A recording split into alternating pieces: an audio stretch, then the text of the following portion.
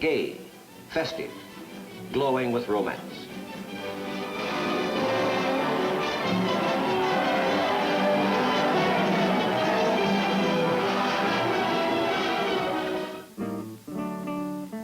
Etched in grandeur, touched with nature's magic, this is the timeless face of Latin America. But there is yet another Latin America, more urgent than these. Not lovely, but harsh. Not exotic, but grim. The turbulent Latin America through which today the unpredictable winds of history are howling.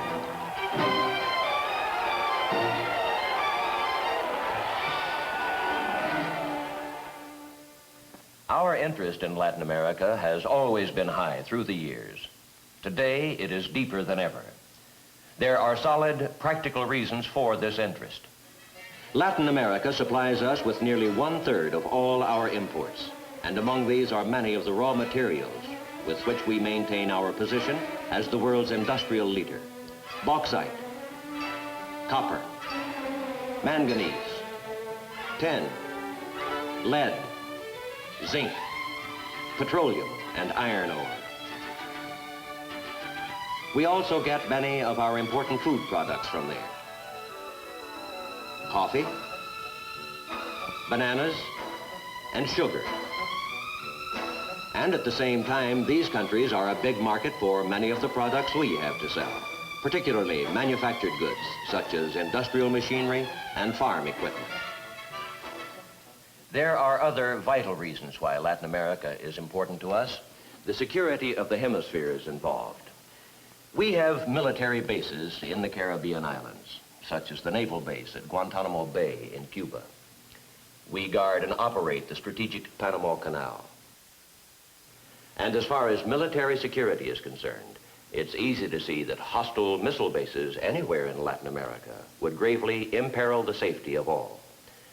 But security involves more than the question of bases. Our security as a nation, indeed the security of the civilization we are part of, is embedded in this question: in which direction will the world move? And in the framework of that question, Latin America's importance to us is very great indeed. Adlai Stevenson, our ambassador to the United Nations, heard it put this way on a trip he made through Latin America: the balance between East and West today is precarious. Latin America, along with Africa, could tip the balance. We want the balance to tip in our favor. We speak of Latin America as if it were an entity. It's not one country, but 20, totaling almost 200 million people, covering a quarter of the globe from the Rio Grande River on the border between Texas and Mexico to Cape Horn. And some of the countries are huge. Brazil, for instance, with 67 million people, covers a territory larger than the continental United States. Some are small. Panama, with only 1 million inhabitants, is smaller than the state of South Carolina.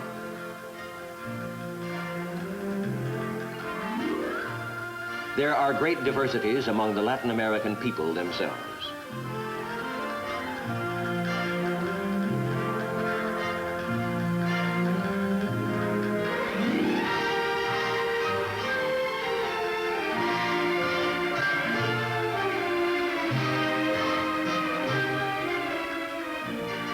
The land itself shows the same kind of dramatic variation.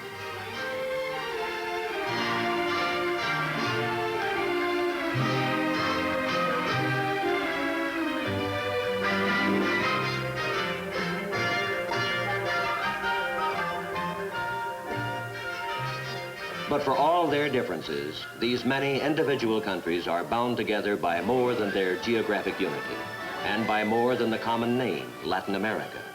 A common cultural background manifests itself in many ways. The Roman Catholic Church is, as it has been for several centuries, an important influence.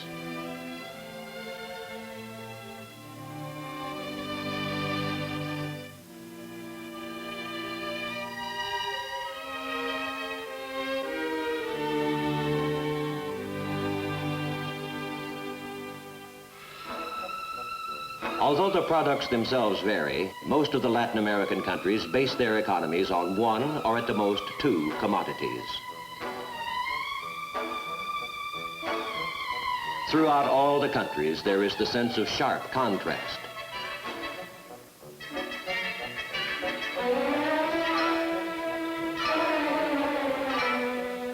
Great cosmopolitan cities show the effects of modern life.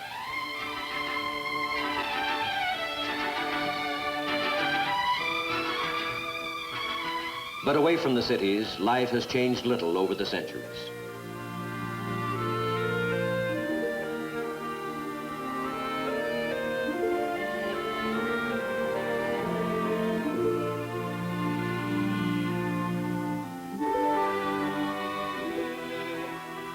And the sharpest contrast of all is this.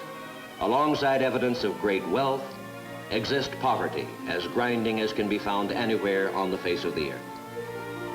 This poverty, pressing down upon millions, is the most urgent of all the characteristics of Latin America today, and the one which, more than any other, links these many separate countries together.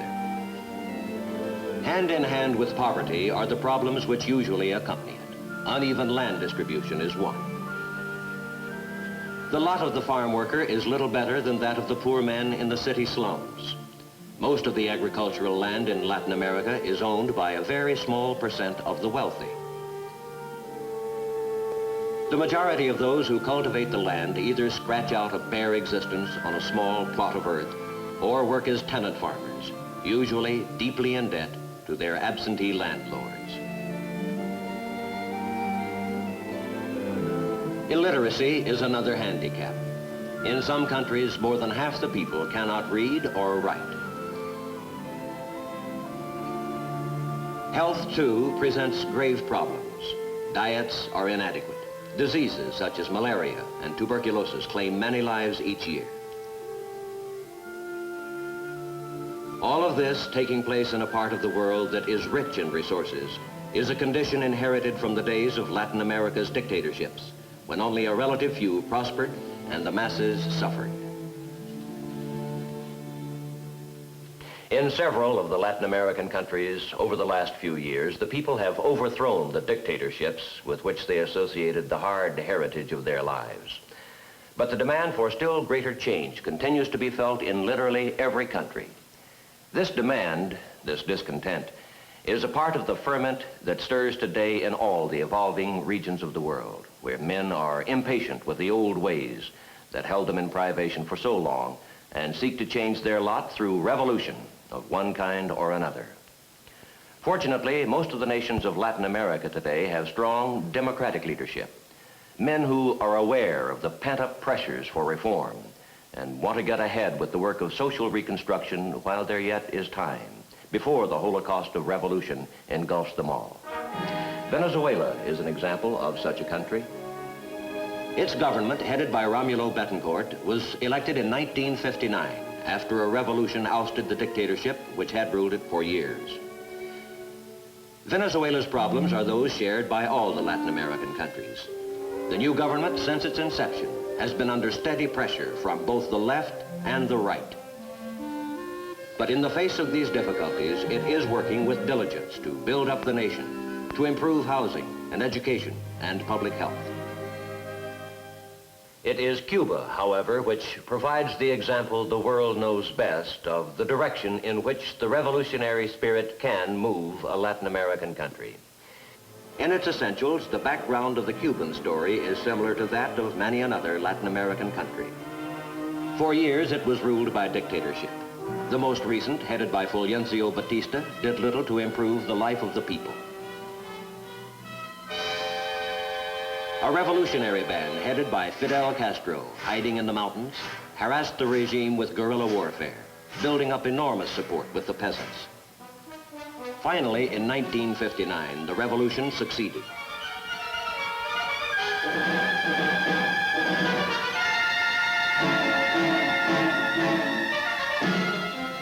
The Batista regime was overthrown, and Cuba had a new government with Castro at the head.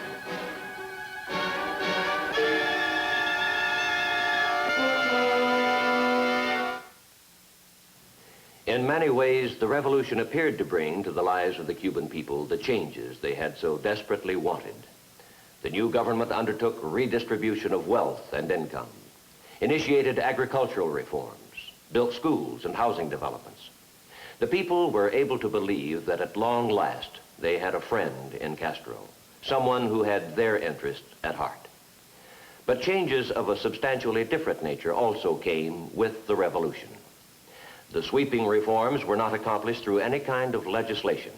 They were accomplished only by government decree, ratified by voice vote of large gatherings of people. No elections were held, nor did it appear likely that there would be any. Thus, through the reforms, the shape of Cuba's new dictatorship could clearly be seen. The island nation was plunged into an orgy of bloodshed when hundreds of followers of Batista were tried and executed for what the new government said were war crimes. A dictator of any stripe must always have whipping boys, enemies, whether real or imagined, whom he can use to stir his people into a frenzy of fear and allegiance. Castro did not look far to find his. He looked to us, the United States. Were the Cuban people revolted by the bloodbaths they had witnessed? Were they suspicious of Castro's brand of democracy, the kind that knows no election? Did they see disturbing evidence of waste in the new government? Castro threw up a smokescreen thick enough to obscure these and any other suspicions from Cuban eyes and minds.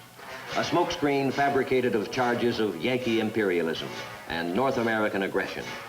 He pictured for his frenzied people a sinister and hostile United States ready to gobble up the tiny Cuban nation, whose only hope for survival lay with Fidel Castro, and they hailed him as their hero. Fantastic? Of course, but not without precedent. The successful use of the big lie was introduced to the modern world by another dictator who had a way with crowds, Adolf Hitler, and it has been used with striking effect by dictators in the communist world since then. After a series of steps taken by Castro aimed at reducing trade between the United States and Cuba and seizure and confiscation of American property in Cuba, the United States drastically reduced its importation of sugar. Cuba then signed new trade agreements to export a large part of its sugar to the Soviet Union and Communist China. When Cuba finally demanded that our diplomatic staff be reduced to 11, the United States severed diplomatic relations with the new government.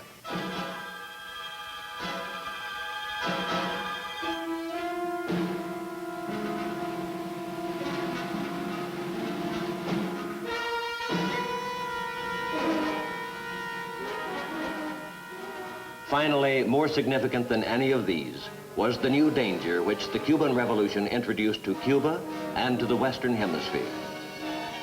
With increasing speed, Castro's Cuba set about establishing strong ties with the Soviet Union and with Red China. Suddenly, in our part of the world, on the very doorstep of the United States, there existed, to what all intents and purposes could be called, a communist state. Now, the danger to us and to the hemisphere of a communist beachhead in Cuba is real and immediate, and it is important that we understand it thoroughly. First of all, it is not true that the Cuban Revolution was, at its inception, a communist revolution. That revolution, or one like it, would have taken place had communism never existed at all. In fact, it was not until Castro was successful and was attempting to form a government that the communist elements took over. But what is true, and exceedingly dangerous from our point of view, is the example that Cuba offers of how communism can and will take advantage of an unstable situation and convert it to its own use, how it stands ready to exploit to its own advantage every successful revolution wherever it occurs in the world. There is little doubt that Castro and the revolution he represents have caught the imagination of great masses of people in Latin America, who see in him the symbol of how they can get what they want quickly. His popularity with the Latin American governments is not so high as it once was. Some, which avidly supported him, are now showing discomfort at his close ties with Moscow and his willingness to export his own brand of revolution to other lands. But with the people themselves, Castro is still a dynamic force, a force to be reckoned with. Castro has has helped to release a flood of anti-American feeling throughout Latin America.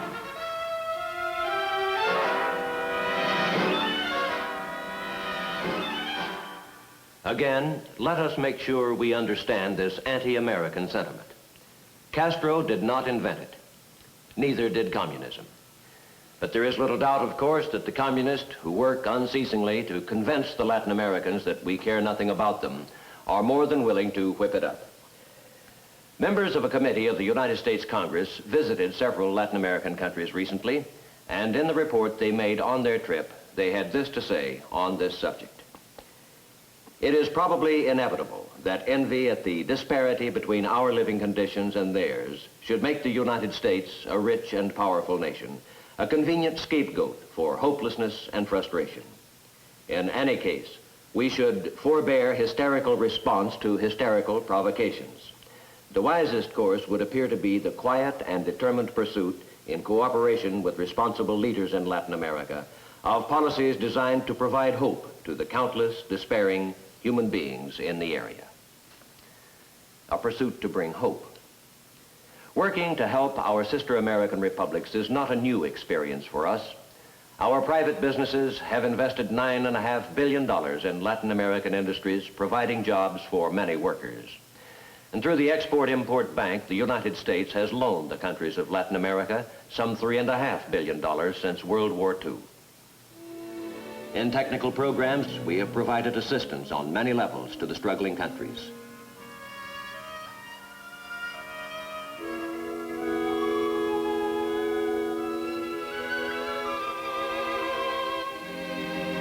Through the organization of the American states, we work to solve our mutual problems peacefully.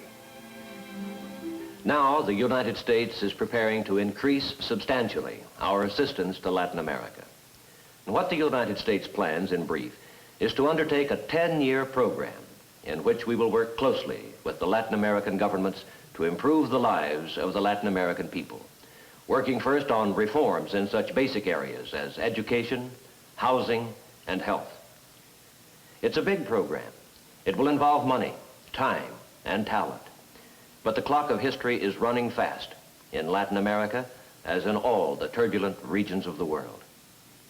In outlining the program which the United States plans to undertake, President Kennedy described also the philosophy which lies behind it. Our hemisphere mission is not yet completed. For our unfilled task is to demonstrate to the entire world that man's unsatisfied aspirations for economic progress and social justice can best be achieved by free men working within a framework of democratic institutions. Let us once again transform the American continent into a vast crucible of revolutionary ideas and efforts, a tribute to the power of the creative energies of free men and women, an example to all the world that liberty and progress walk hand in hand. Let us once again awaken our American Revolution until it guides the struggle of people everywhere, not with an imperialism of force or fear, but the rule of courage and freedom and hope for the future of man.